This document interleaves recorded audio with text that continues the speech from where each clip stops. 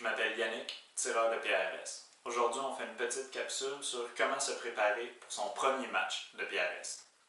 Tout d'abord, il faut savoir que PRS veut dire Precision Rifle Series. C'est un style de tir qui a débuté aux États-Unis, qui a commencé à se propager, qui se trouve maintenant plus facilement au Canada. Il y a plusieurs matchs aussi qui se tiennent au Québec, sur la base militaire de Valcartier. Je vous invite à voir la page Facebook TLD Valcartier pour voir les annonces qui sont faites par rapport à ces matchs-là. Ce qui qualifie le PRS, c'est des tirs qui impliquent des mouvements et des positions. Donc c'est du tir positionnel. Ce que ça veut dire, c'est qu'on ne fait pas que tirer couché au sol, on va tirer on va tirer sur des barricades, effectuer des transitions d'une position à l'autre sur une seule et même série de tirs. Ce sont aussi des séquences qui sont chronométrées, c'est-à-dire on a à tirer une cible A, B, C dans l'ordre à l'intérieur d'un laps de temps à partir de telle et telle position. J'ai tout expliqué avant de commencer. Quand le go est donné, le chrono part, puis il faut exécuter le plus de points en fait à l'intérieur de cette séquence-là. Les cibles vont mesurer en règle générale de 2 à 4 MOA. Il y en a qui vont être plus petites, il y en a qui vont être plus grosses. Donc des MOA par exemple, 2 MOA ça équivaut à 2 pouces à 100 mètres, donc à 600 mètres, ça va équivaloir à 12 pouces en termes de grosseur. On va retrouver plusieurs modèles de cibles. Donc ça c'est une cible elliptique, c'est un des modèles qu'on peut retrouver. Il y en a beaucoup d'autres, il y en a des carrés, il y en a des losanges, il y a d'autres différentes formes. Ça c'en est une des très grosses cibles sur lesquelles on tire. Un autre modèle de cible un peu plus rectangulaire aussi. Donc vous aurez compris qu'on tire sur des cibles en métal. Donc peu importe où on touche la cible, ça nous donne un point. C'est un point par cible, normalement. Les distances vont être normalement à partir de 300 mètres jusqu'à peu près 1200. La majorité des cibles, on va les trouver dans la limite de moins de 600 mètres, mais il y en a toujours à peu près un 20-30% qui se trouve plus loin que ça. À l'intérieur de la capsule, on va passer à travers 5 catégories.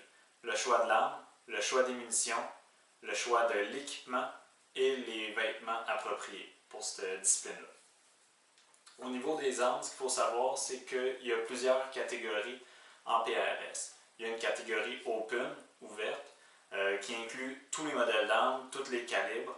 Il n'y a pas de limite, sauf les vitesses. Les projectiles doivent sortir à moins de 3200 pieds par seconde. Il y a le calibre tactique. Calibre tactique qui est limité au calibre 308 et 223. Ce qu'il faut savoir pour les 308 dans cette catégorie-là, c'est qu'ils doivent tirer des boulettes de 118 grains ou plus légers à 2800 pieds par seconde ou plus lent. Et les 223 doivent tirer des 77 grains ou plus légers à des vitesses de 3000 pieds par seconde et moins. Au niveau des armes, ce qu'il faut savoir aussi, c'est que si c'est votre premier match, allez-y avec ce que vous avez. C'est ça qui est le plus important. Il y a beaucoup de modèles d'armes, il y a beaucoup d'options qui existent.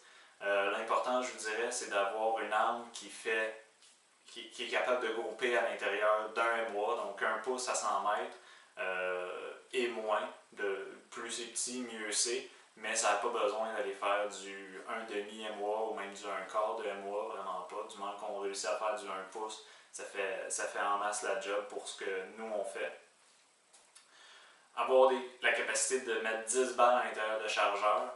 La plupart des stages, pour ne pas dire tous, vont avoir besoin de tirer 10 coups. Donc si vous n'êtes pas capable de tirer 10 coups sur une seule lancée, vous allez être très très désavantagé, voire trouver votre journée un peu moins agréable. Si vous avez la capacité de mettre un muzzle brake, c'est un gros plus. Le gros de la game de PRS, c'est être capable de voir ces impacts ou les splashes qu'on a quand on manque la cible. Pour ça, le moins de recul possible, c'est quelque chose de très très utile. Donc, mettez des muzzle brakes, puis on va parler des munitions un peu plus tard. Votre télescope, c'est probablement la pièce la plus importante. Mieux vaut un bon télescope sur une arme de moins bonne qualité que l'inverse. Ce que vous voulez avoir sur un télescope en PRS, c'est d'ailleurs, en premier, c'est un télescope qui traque. Donc, c'est-à-dire que quand vous mettez 1 mille de drop ou 1 MOA de drop, c'est 1 MOA qui se corrige. Vous voulez un réticule gradué. Donc, c'est-à-dire, il y a des marques à l'intérieur. Donc, vous êtes capable de prendre des mesures, faire des corrections en utilisant ces marques-là. Et de préférence avoir des premiers plans focaux, donc c'est-à-dire que la croix reste de la même grosseur lorsque vous prenez vos mesures, peu importe le grossissement de zone que vous avez. Tout ce que je dis là, c'est des préférences. C'est-à-dire on est mieux y aller avec ça, mais comme j'ai dit au début, l'important c'est de participer, de voir commencer, de voir comment on aime ça. Puis ces choses-là, on est capable de le faire avec la plupart des armes. Que ce soit des Savage 10TR, des Remington 700 qui ont un magazine à l'intérieur. Il n'y a pas besoin d'investir, surtout pas au début, vers quelque chose de nouveau, vers quelque chose de cher. Là. Au niveau du choix du calibre, je vous dirais que l'important c'est d'y aller avec ce que vous connaissez, ce que vous êtes à l'aise ou ce que vous avez. Je vous dirais qu'en PRS, les gens vont avoir tendance. En fait, les gens qui ne connaissent pas le PRS vont avoir tendance à penser que la meilleure balistique règle tout. C'est faux. C'est faux. Dans le PRS, la chose la plus importante, c'est d'être capable de voir nos impacts ou nos misses, comme j'ai dit un peu plus tôt. Et pour ça, plus gros calibre dit en règle générale des très gros désavantages. Je vous ai mis ici plusieurs calibres populaires. On a une 300 Magnum, une 308, une 6.5 Creedmoor, 223 et les nouveaux calibres populaires, là, toute la famille BR. Ce qu'il faut comprendre, c'est que les calibres très populaires actuellement dans le PRS, on y va avec les 6 mm 6.5 Creedmoor, la nouvelle famille BR qui est rendue très populaire, versus, en fait, la 223, la 308, c'est des calibres tactiques, donc encore relativement utilisés, mais on ne verra pas de tireurs arriver avec des 300 Magnum. Pourtant, c'est une bien meilleure balistique que tout le reste. La grosse différence qu'on va voir, c'est qu'il y a beaucoup moins de recul sur les calibres plus petits. Et on voit que la tendance de tous les grands tireurs de PRS, c'est de se diriger vers des calibres beaucoup plus légers que ce qu'on est habitué de voir. Donc encore une fois, c'est à vous à choisir qu'est-ce que vous voulez tirer. Mais je vous dirais, avant d'investir des gros montants dans des équipements de rechargement, dans des carabines custom, des choses comme ça, allez tirer avec votre carabine de chasse usuelle en 308, du moins qui répond aux caractéristiques qu'on a parlé un peu plus tôt. Allez-y avec ça, vous allez apprendre beaucoup de vos premiers matchs sans avoir eu besoin de dépenser des gros montants. Au niveau de la munition, pour ceux qui rechargent, ce que vous allez vouloir avoir, c'est des groupes qui font plus petit que 1 pouce à 100 mètres. Si vous êtes capable d'avoir du 1,5 MOA, c'est tant mieux. Des SD, si vous les mesurez, normalement vous devriez.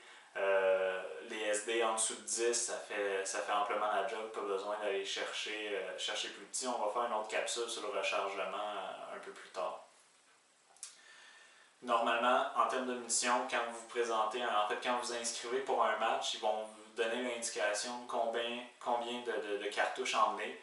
La règle de à peu près une centaine pour chaque journée de tir s'applique assez bien. En règle générale, on ne dépassera pas ça.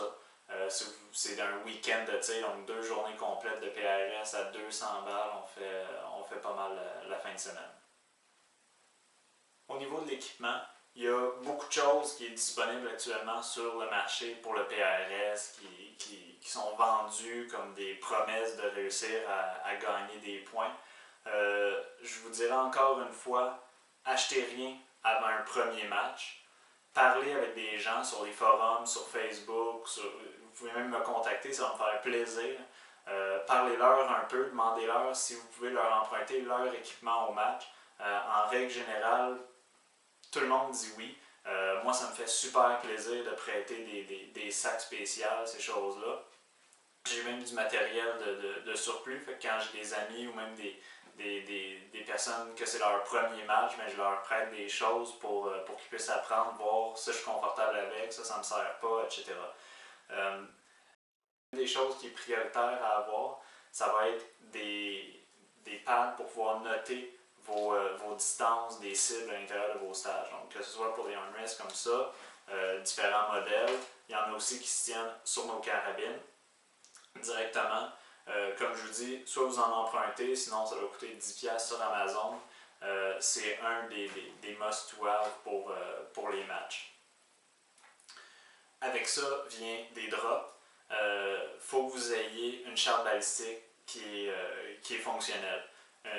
Charte balistique, c'est pour ceux qui connaissent pas, vous pouvez rentrer sur Internet. Il y a beaucoup d'applications balistiques qui existent sur les téléphones maintenant. Vous rentrez toutes les informations de votre carabine, donc la hauteur du télescope, la vitesse de sortie des boulets, le coefficient balistique des boulets. C'est toutes des informations que vous trouvez sur les boîtes de munitions. Ou si vous rechargez, vous les trouvez sur les boîtes des boulets. Il faut mesurer vos vélocités aussi à côté pour être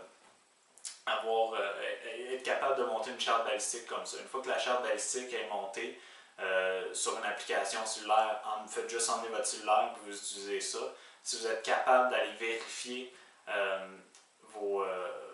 justement votre balistique avant un match, c'est préférable, c'est-à-dire de tirer à 100 mètres. On regarde c'est combien.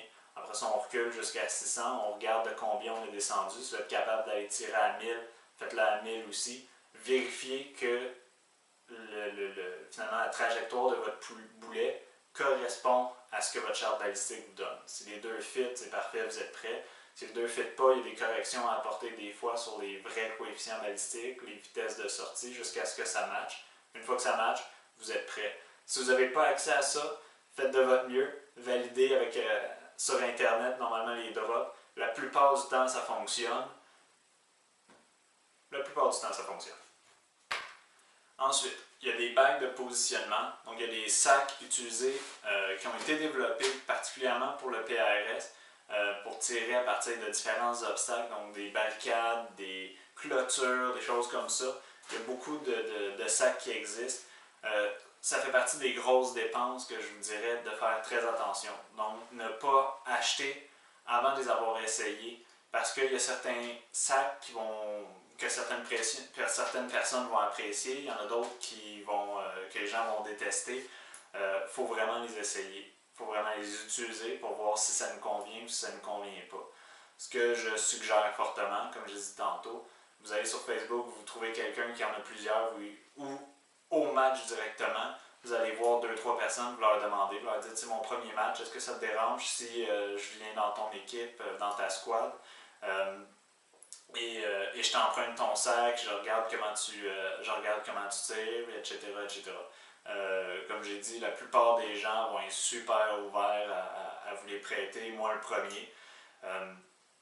Faites juste demander. Si vous êtes capable de le demander avant, demandez-le avant. Ça va moins surprendre les gens, mais sinon, les tireurs sont très sympathiques en règle générale. Donc, essayez avant d'acheter, c'est mon gros conseil. Ensuite, pour le match, vous allez avoir besoin de l'eau et des collations, des snacks. Des fois, le dîner est inclus. Si le dîner est inclus, c'est une chose de moins à penser. Sinon, pensez à vous nourrir, mais surtout à vous hydrater. Parce que des fois, il va faire très chaud, des fois, il va faire très froid, mais il faut que vous soyez capable de toffer toute la journée par vous-même. Au niveau des vêtements, c'est important d'être habillé pour toutes les températures qu'il pourrait faire. Donc, il y a certains matchs qui commencent ensoleillés et qui finissent avec du gros vent, de la grosse pluie. Ayez toujours un kit imperméable avec vous, même s'il n'annonce pas de pluie, vous allez vous économiser beaucoup de douleur en l'ayant avec vous. Il faut aussi savoir que ça va prendre des vêtements minimalement résistants. On va sur des barricades, on se lance dans de la boîte, des fois on se frotte sur des roches, on va se frotter sur du ciment.